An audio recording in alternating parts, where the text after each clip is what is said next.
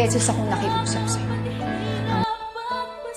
Hanggang ngayon, hindi mo pa rin ako tinatantan. Hanggang ngayon, hindi mo pa rin tinatantanan. May pa-text-text ka pa. Ang kapal ng mukha mo! Nada. Nag-text sa akin, diba? Diba? Kaya sigurado ko, ikaw rin yung gumagawa ng paraan para makalapit ka sa asawa ko.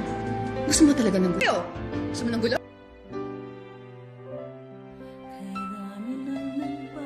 Rin ka.